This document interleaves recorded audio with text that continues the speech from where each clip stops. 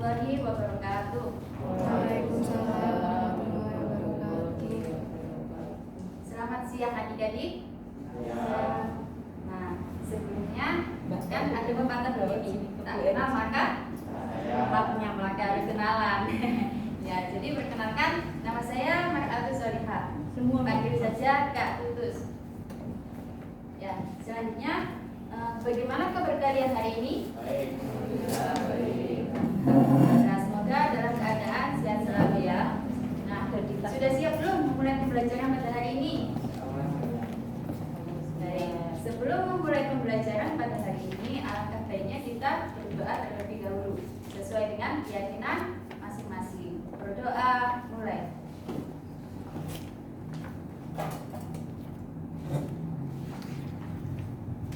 Berdoa selesai.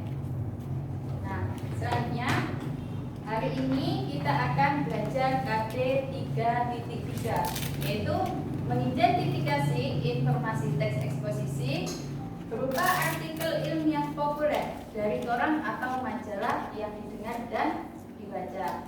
Nah, tujuan pembelajarannya yaitu setelah mengikuti proses pembelajaran, peserta didik diharapkan mampu. Yang pertama, mengenali informasi teks eksposisi berupa gagasan dan fakta. Kemudian yang kedua, mengenali pola-pola pengembangan teks eksposisi dalam artikel ilmiah populer. Nah, selanjutnya perhatikan gambar berikut ya. Nah, gambar apa itu? Apakah kalian ada yang tahu itu gambar apa?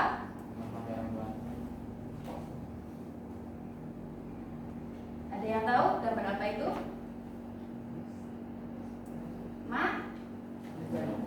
Ya, benar sekali. Itu adalah gambar majalah. Nah, apakah kalian tahu di dalam sebuah majalah itu terdapat apa saja? Coba sebutkan, di dalam sebuah majalah itu ada apa saja?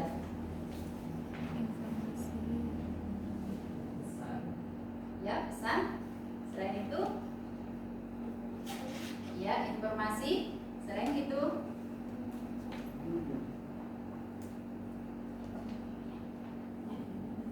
ya, benar sekali. Di dalam sebuah majalah itu terdapat sebuah informasi.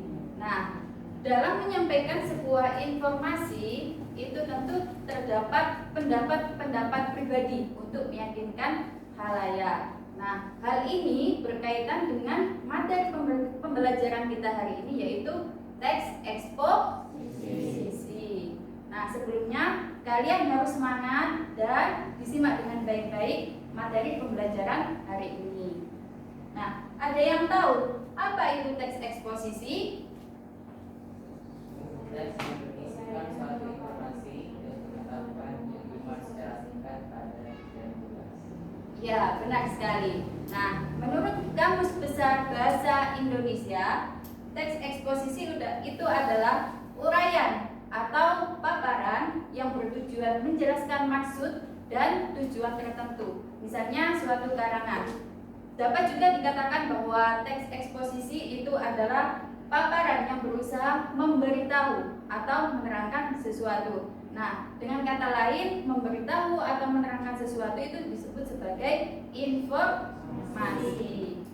Nah, adik-adik, teks eksposisi itu di dalamnya memuat penilaian, dorongan, ataupun ajakan-ajakan tertentu kepada khalayak. Nah, perlu diketahui bahwa bentuk teks eksposisi, terutama di dalam media massa itu dapat berupa 3, yaitu yang pertama esai, kedua tajuk rencana atau editorial, dan yang ketiga yaitu tanggapan kritis.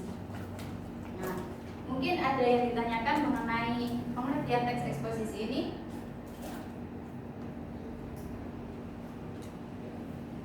Baik, saya lanjutkan pada ciri-ciri teks eksposisi. Sebelumnya sudah ada yang tahu belum? Apa saja ciri-ciri teks eksposisi? Gagasan dan fakta. Selain itu, Teks memuat fakta. apa? Teks memuat fakta. Teks memuat fakta. Mungkin ada yang lain? Ya, gaya penulisan informatif. Ada yang menambahkan lagi? Penjelasan pokok secara objektif. Iya, benar sekali. Jadi, ciri-ciri teks eksposisi itu ada 4. Yang pertama, penjelasan pokok secara objektif. Nah, sudah tahu apa itu objektif? Penjelasan yang diberikan mengenai keadaan yang sebenarnya. Iya, benar sekali. Objektif itu keadaan yang sebenarnya. Jadi, di dalam sebuah teks eksposisi itu penjelasannya yang diberikan mengenai keadaan yang sebenarnya. Kemudian yang kedua, gaya penulisan informatif. Maksudnya adalah gaya penulisan di dalam teks eksposisi itu bersifat informasi atau memberitahu atau juga bisa disebut dengan menerangkan.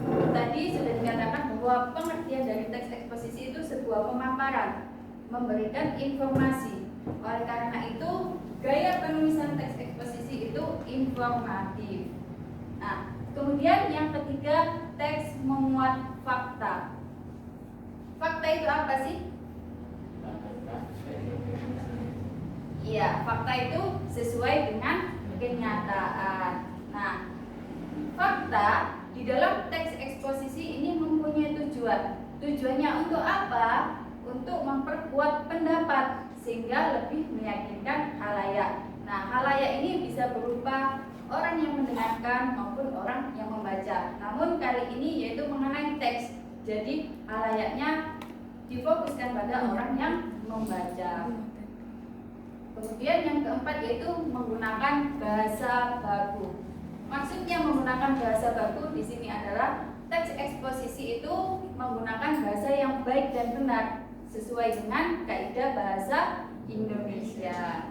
Nah, selanjutnya yaitu unsur-unsur teks eksposisi. Sudah ada yang tahu apa saja unsur-unsur teks eksposisi? Penjelasan dan fakta. Iya, benar sekali. Gagasan dan fakta. Di dalam teks eksposisi, gagasan itu disebut juga dengan apa? Ide atau gagasan.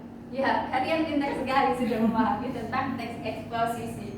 Nah, jadi di dalam unsur-unsur teks eksposisi itu ada 2. Pertama, gagasan. Yang kedua, fakta. Nah, gagasan disebut juga dengan ide atau pendapat yang dikemukakan. Nah, biasanya di dalam teks eksposisi, gagasan itu dapat berupa pernyataan seperti komentar, penilaian, saran, dorongan, dan kunjungan. Nah, kemudian yang fakta. Fakta tadi apa? Masih ingat? Keadaan atau peristiwa yang merupakan kenyataan. Iya, benar sekali. Jadi fakta adalah keadaan atau peristiwa yang merupakan kenyataan. Dengan kata lain, fakta dapat diartikan sebagai sesuatu yang benar-benar ada atau sesuatu yang benar-benar terjadi. Nah, di dalam teks eksposisi ini, fakta itu dapat berupa bukti yang mendukung atau alasan logis. Selain itu bisa berupa contoh nyata, data statistik dan pernyataan ahli. Nah, sudah kita ketahui sebelumnya bahwa fungsi teks eksposisi itu untuk apa? Memberitahu atau menerangkan sesuatu. Ya, fungsi fakta di dalam teks eksposisi itu untuk memperkuat gagasan sehingga lebih meyakinkan baik pembaca atau pendengar. Seperti itu. Mungkin ada yang ditanyakan mengenai unsur-unsur teks eksposisi. Sudah paham perbedaan dari gagasan dan fakta? Nah, adik-adik, untuk lebih mudah memahami mengenai perbedaan gagasan dan fakta, Ibu Guru punya ciri-cirinya. Nah, gagasan itu bersifat subjektif. Tahu apa itu subjektif? Subjektif. Kebalikan dari objektif. Jadi bersifat subjektif itu apa? Pendapat atau penilaian dari diri masing-masing. Nah, itu bersifat subjektif. Kemudian gagasan itu bersifat perkiraan atau kejadian yang belum terjadi. pada gagasan, fakta. Fakta itu cirinya bersifat objektif. Sudah tahu kan tadi objektif itu apa? Kenyataan yang sebenarnya. Ya, jadi fakta itu cirinya kenyataan yang sebenarnya. Jadi dapat dikatakan bersifat objektif. Selain itu, kejadiannya itu sudah terjadi. Ya, mungkin ada yang ditanyakan atau masih belum memahami mengenai unsur-unsur teks eksposisi? Sudah. Ya. Saya lanjutkan. Pola-pola pengembangan teks eksposisi ada berapa? 6. Nah, di dalam buku paket itu halaman, membawa buku paket semua? Itu dijelaskan ada 4 pola-pola pengembangan teks eksposisi.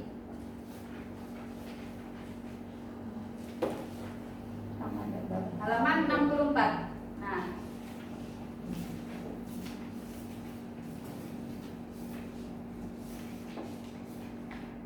coba sebutkan ada apa saja?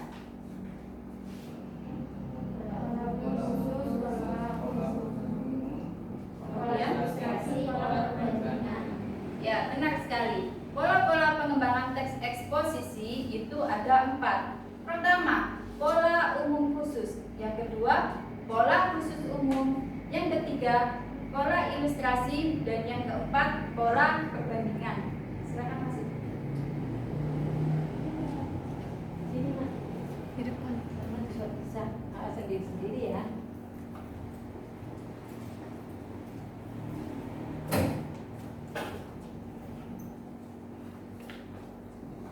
Sudah bisa dilanjutkan? Baik. Nah, pola umum khusus, ada yang tahu apa itu pola umum khusus?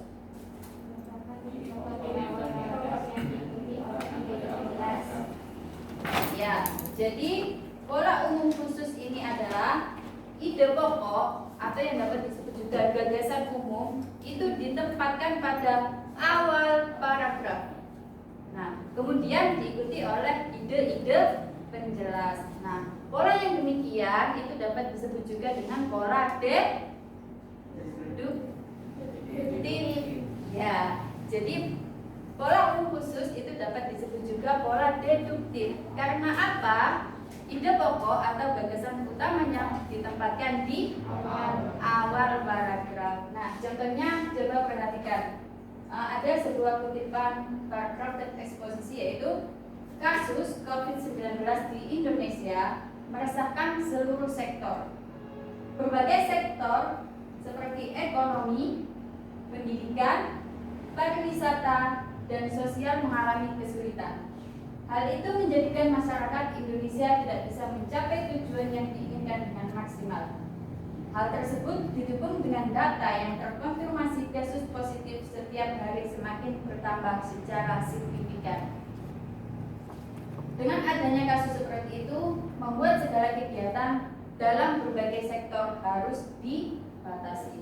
Nah, berdasarkan kutipan teks eksposisi tersebut, terletak di mana ide pokok atau gagasan umumnya? Ya, coba sebutkan apa itu ide pokoknya atau gagasan umumnya? Silakan ajukan tangan. Jangan malu-malu, gak apa-apa. Silakan. Apa gagasan umumnya atau ide pokok dari kutipan paragraf tersebut? Ya, silakan. Kasus COVID-19 di Indonesia meresahkan seluruh sektor. Ya, kenapa kok itu termasuk ke dalam ide pokok atau gagasan umum? Karena ide pokok mewakili isi dari paragraf. Ya, benar sekali. Jadi, kalimat pertama itu gagasan umumnya. Kemudian kalimat-kalimat selanjutnya itu merupakan penjelasan dari kalimat yang pertama. Jadi dapat disebut dengan paragraf deduktif karena ide pokok atau gagasan umumnya berada di awal paragraf atau awal bagian teks. Nah, selanjutnya yaitu pola khusus umum. Ada yang tahu pola khusus umum itu seperti apa?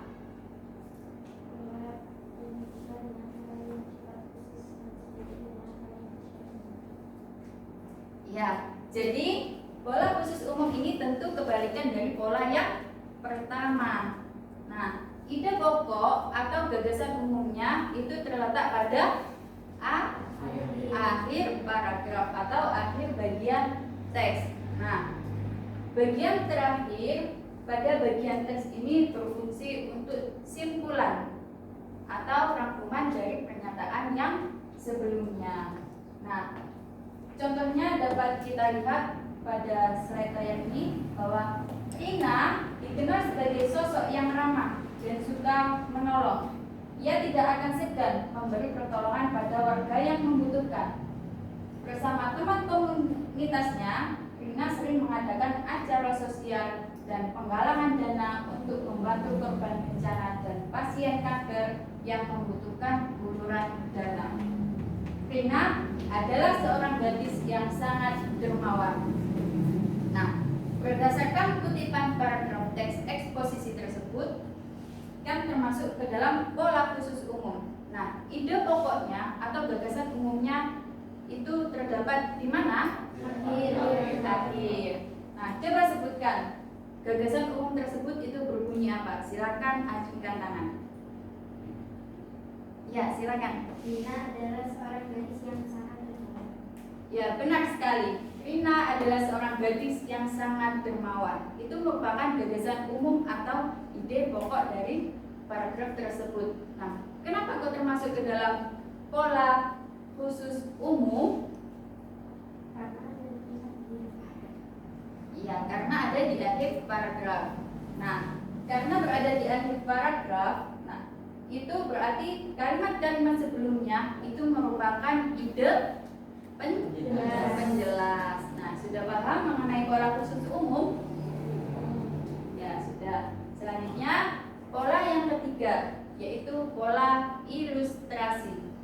Sudah ada yang tahu pola ilustrasi itu seperti apa?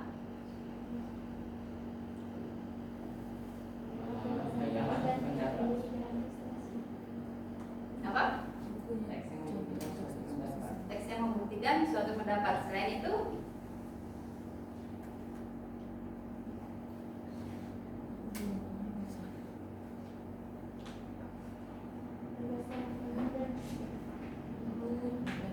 nah, mari kita simak contohnya gitu. Zaman sekarang untuk mencari orang yang benar-benar jujur sangatlah sulit. Diibaratkan seperti mencari sebuah jarum dalam tumpukan jerami. Orang yang sangat jujur sepertinya dapat kita temui hanya dalam waktu keberuntungan saja. Banyak hal yang menyebabkan seseorang tergoda untuk bersikap tidak jujur. Namun, seharusnya nilai moral dan agama dijunjung tinggi agar kebohongan atau tindakan-tindakan curang dapat dihindari. Nah, berdasarkan contoh tersebut, apa yang kalian ketahui tentang pola ilustrasi? Ungkapan seseorang. Selain itu,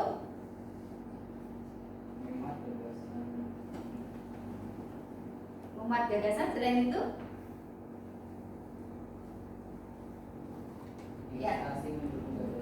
ya, ilustrasi itu mendukung gagasan. Boleh juga dikatakan seperti itu. Nah, jadi sebuah gagasan yang terlalu umum itu memerlukan sebuah ilustrasi-ilustrasi konkret. Nah, ilustrasi-ilustrasi tersebut berfungsi untuk membuktikan suatu gagasan atau suatu pendapat.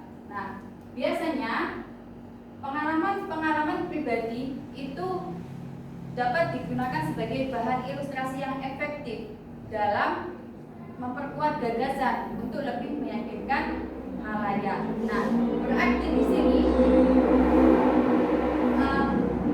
seseorang yang jujur itu diilustrasikan seperti apa?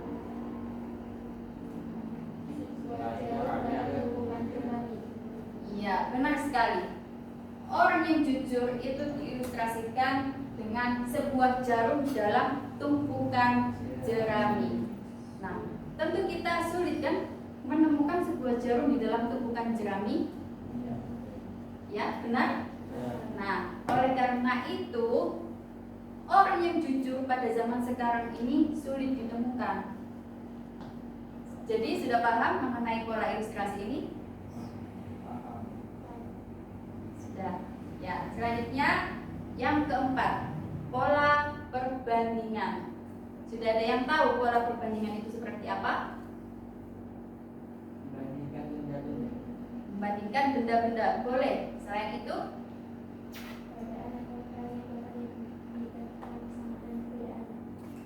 ya, ditentukan kesamaan dan perbedaannya. Mungkin ada yang lain mau menambahkan dari pernyataan temannya.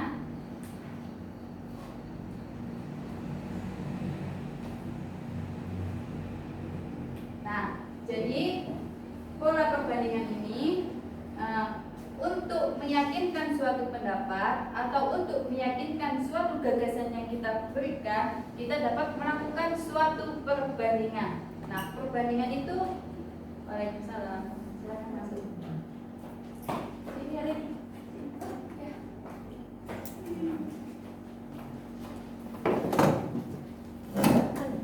Enggak. Ya, bisa dilanjutkan. Ya, jadi adik-adik, pola perbandingan ini untuk meyakinkan suatu pendapat atau suatu gagasan yang kita kemukakan, kita boleh melakukan suatu perbandingan. Nah, apa yang kita bandingkan? Boleh benda-benda, keadaan, atau hal yang lain. Nah, itu ditentukan persamaan dan perbedaannya. Namun persamaan dan perbedaan itu berdasarkan aspek tertentu. Nah, dengan cara demikian, gagasan yang kita kemukakan sebelumnya itu akan menjadi lebih kuat. Nah, coba perhatikan contoh kutipan paragraf ini. Contohnya, pemerintah telah menyediakan listrik dengan tarif yang murah. Setiap orang dapat menjadi pelanggan dengan tidak banyak mengeluarkan biaya. Berbeda halnya dengan Petromax. Meskipun sama-sama membutuhkan bahan bakar, tetapi energi yang dihasilkan Petromax sangat kecil jika dibandingkan dengan pembangkit listrik biasa. Petromax hanya digunakan di desa-desa, sedangkan listrik terdapat di kota-kota. Nah, berdasarkan kutipan tersebut, apa yang dibandingkan? Iya, benar sekali. Petromax dan listrik. Sudah tahu kan apa itu Petromax? Nah, untuk yang menerangi biasanya itu ada sumbunya. Bahan bakarnya itu dari minyak tanah. Kuplit. Ya, orang Jawa biasanya menyebutkan kuplit. Nah, itu pola perbandingan. Persamaannya apa? Petromax dengan listrik. Dari kutipan teks ini ada sebuah persamaan. Apa persamaannya? Sama-sama membutuhkan bahan bakar. Iya, benar sekali. Sama-sama membutuhkan bahan bakar. Lalu perbedaannya ada di mana? Iya, benar sekali. Energi yang dihasilkan. Kalau Petromax itu energi yang dihasilkan sangat kecil dibandingkan dengan listrik. Nah, biasanya Petromax itu digunakan di desa-desa. Kalau di kota biasanya sudah menggunakan listrik. Nah, itu pola perbandingan. Selanjutnya mungkin ada yang ditanyakan. Sudah paham mengenai pola-pola perbandingan? Pola-pola pengembangan teks eksposisi? Sudah. Nah, selanjutnya Ibu Guru akan membagikan lampiran teks eksposisi yang berjudul Pencemaran Air Sungai di Indonesia. Nah, adik-adik nanti kalian baca dan pahami teks yang ada di lampiran ini. Silakan kalian tentukan mana yang termasuk gagasan dan mana yang termasuk fakta. Itu berarti masuk ke dalam mengenali informasi teks eksposisi. Kemudian setelah menentukan gagasan dan fakta, kalian tentukan teks ini termasuk ke dalam pola-pola pengembangan teks eksposisi yang seperti apa. Nah, jelaskan kenapa kok termasuk ke dalam pola-pola pengembangan teks eksposisi tersebut. Itu kalian berikan alasannya.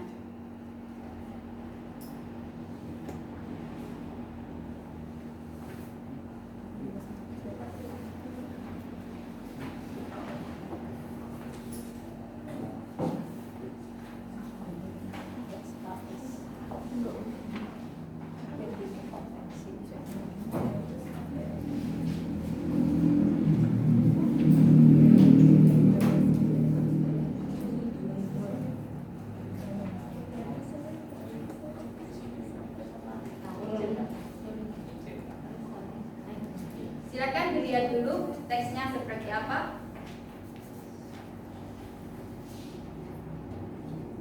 Judulnya teks tersebut itu apa? Ya, benar sekali, pencemaran air sungai di Indonesia. Nah, silakan nanti kalian tentukan mana yang termasuk gagasan dan mana yang termasuk fakta. Setelah itu kalian tentukan teks tersebut termasuk ke dalam pola-pola pengembangan teks eksposisi yang mana. Nah, tugas ini dikumpulkan pada pertemuan selanjutnya. Sudah dipahami mengenai tugas ini? Sudah. Mungkin ada yang ditanyakan mengenai apa yang harus dilakukan. Sudah paham? Nah, masih semangat? Pada semangat semuanya. Ya, itu tadi materi yang dapat Ibu sampaikan pada hari ini. Nah, jadi masih ingat apa saja materi yang sudah kita pelajari hari ini? Teks eksposisi. Apa saja? Ciri-ciri, unsur-unsur, pola pengembangan. Yang pertama kali tadi apa? Ya. Masih ingat pengertian teks eksposisi tadi apa? Uraian atau paparan yang berusaha memberitahu atau menerangkan sesuatu. Ya, benar sekali. Kemudian ciri-cirinya tadi ada berapa? Coba sebutkan apa saja. Ya, selain itu teks memuat fakta. Menjelaskan pokok secara objektif. Ya, penjelasan pokok secara objektif. Kemudian menggunakan bahasa yang baku. Kurang satu lagi Gaya apa? penulisan informatif. Iya, gaya penulisan informatif. Kemudian unsur-unsur teks eksposisi tadi ada apa saja? Gagasan dan fakta. Ya, benar sekali, gagasan dan fakta. Kemudian yang terakhir, pola-pola pengembangan teks eksposisi. Ada berapa tadi? 4. Apa saja?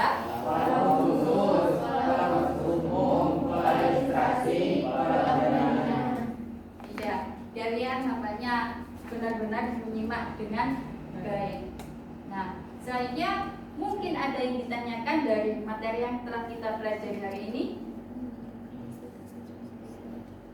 Sudah paham semua?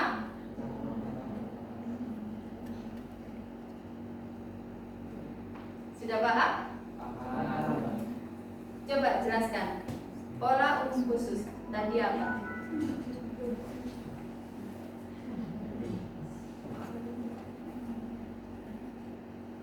Pola umum khusus dapat disebut juga dengan iya, deduktif atau ide pokoknya berada di awal paragraf. Nah, terima kasih adik-adik telah mengikuti pembelajaran hari ini dengan semangat dan sungguh-sungguh. Jangan lupa selalu belajar untuk memahami atau mendalami pengetahuan atau materi yang telah kita pelajari dan untuk pertemuan yang selanjutnya. Nah, di rumah selalu membaca dari berbagai informasi untuk memperdalam pengetahuan kita. Jangan lupa selalu pakai masker, cuci tangan, dan mematuhi protokol kesehatan agar terhindar dari COVID-19. Baik, Ibu akhiri. Assalamualaikum